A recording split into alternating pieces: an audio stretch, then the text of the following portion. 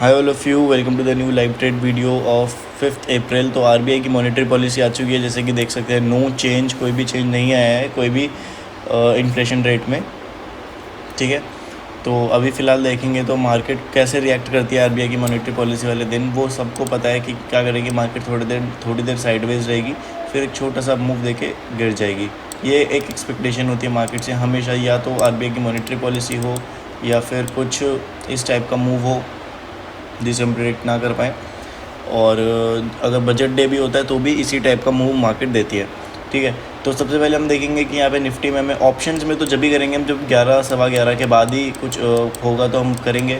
और आप जो भी मैं करता हूँ आपको लाइव टेलीग्राम ग्रुप पे अपडेट लेने के लिए आप क्या कर सकते हैं, डिस्क्रिप्शन में जा सकते हैं। वहाँ पे आपको एक लिंक मिलेगा, लिंक को ज्वाइन करेंगे तो आप फ्री टेलीग्राम ग्रुप में ज्वाइन हो जाएंगे। ठीक है, तो फिलहाल अगर अपनी होल्डिंग्स देखेंगे तो बहुत टाइम बाद होल्डिंग्स में पॉजिटिव देखने को मिला है। ब्रेक इवन चल रहा है फिलहाल होल्डिंग्स में। ठीक है, ये मेरा लॉस ऑलमोस्ट 6 to 7 थाउजेंड तक पहुंच गया था। उसके बाद मेरा ये अगर अकाउंट देखेंगे तो ये 62 या 63 थाउजेंड का एक स्विंग ट्रेडिंग का अकाउंट है, स्विंग ट्रेडिंग प्लस इन्वेस्टिंग। ठीक है, तो यहाँ पे देखेंगे तो स्टॉक्स आप देख सकते हैं जो भी ले रखे हैं, किस बाइंग प्राइस पे ले रखे हैं। और गेल में देखेंगे तो गेल के शेयर्स मेरे पास बहुत ज़्यादा कम है।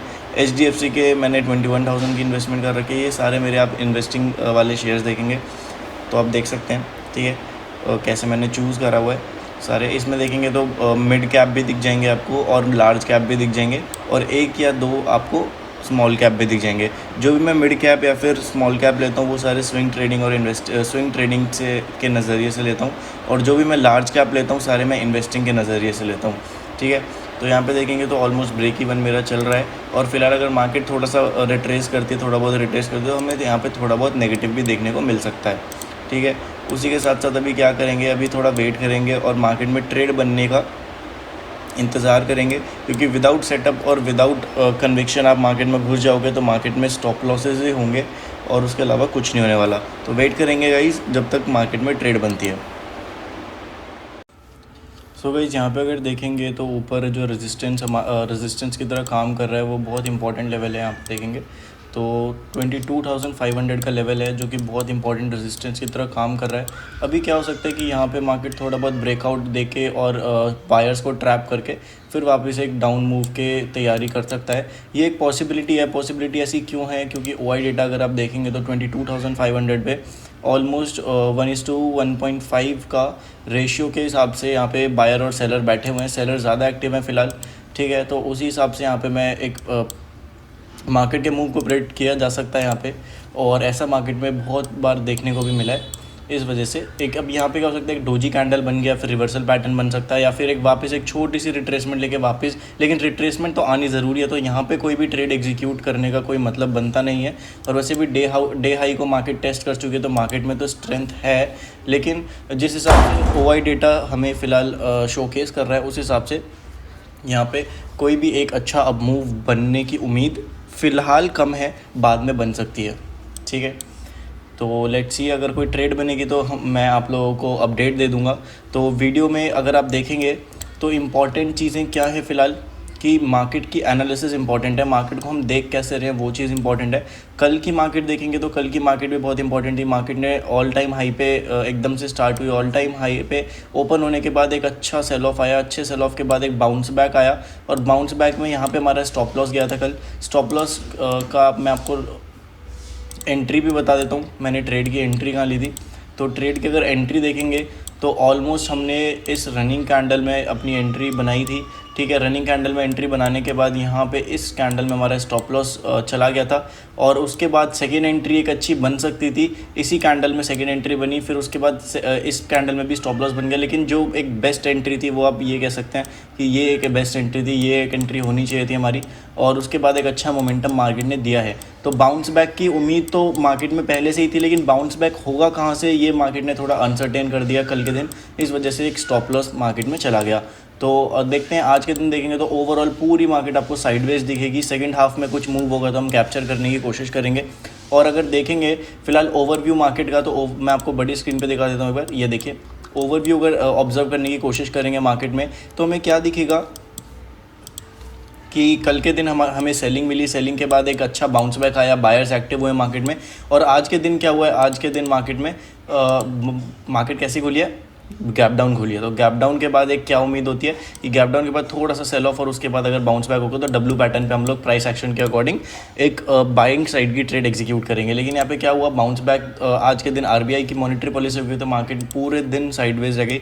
और यहाँ पे क्या करेंगे, यहाँ पे एक पूरा साइडवेज नेचर मार्केट देख सकते हैं हम मार्केट का। और यहाँ पे क्या होगा कि स्विंग्स का जो अपर लिमिट और लोअर लिमिट होगी वो कम होती रहेगी और उसके बाद एक अच्छा नीचे की तरफ सेल ऑफ आने की एक उम्मीद बन जाती है आज के दिन, ठीक है।